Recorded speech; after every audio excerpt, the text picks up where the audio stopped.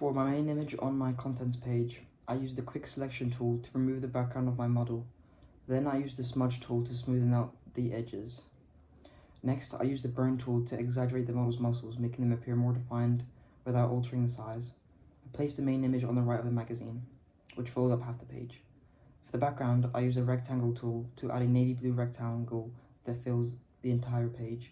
Next, I use a distressed, grainy textured wool background picture and use the color burn feature to add the grainy texture to the blue rectangle. It is important to note that I rationalized the shape, so now it functions as a normal layer. I lowered the opacity of the grainy textured picture to 42%. Next, I add a gradient using the gradient tool and use the overlay feature to make it burn onto the background. Then I change the opacity to 55% to ensure the color change is not too overpowering. This makes the background behind the article and subheadings brighter than behind the model. This helps to guide the reader's eyes towards the important information. For my contents title, I used the font TS Block Bold. As the name suggests, I picked it due to its bold nature and its ability to stand out. For the size, I make it 107 pt, so it covers the width of the magazine. I place it at the top of the magazine. I changed the color of the text to beige to match the skin color of the model. For my article texts, I use the font Brunson as it is simple yet matches the theme of boxing. The text size is 23 pt, slightly bigger than the subheadings text.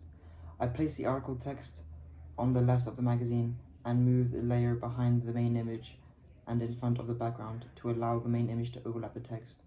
For the subheading text, I use the font TS Block Bold at size 9 pt to allow it to fit between the article text. I place the subheadings below the article text. For the date and issue, I use the TS Block Bold text to match the contents title.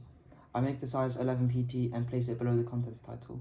For my creator note, I use the rectangle tool to add a rectangle and a triangle tool to add a triangle. I change the shape of the triangle to point towards the image of the creator by holding Control and dragging the image from certain points. Next, I place the triangle on the left side of the rectangle. Once they are aligned, I merge both shapes and rationalize it. The color I choose for the shapes is beige to match the contents title and skin color of the model. Once again, I hold Control and change the shape of the rectangle and triangle into a shape that better represents a text box.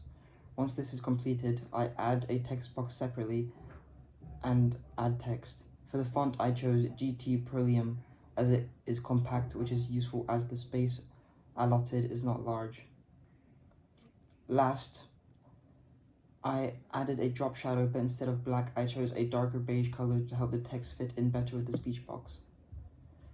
For my line underneath the contents title, I used the draw feature to add a gray color line.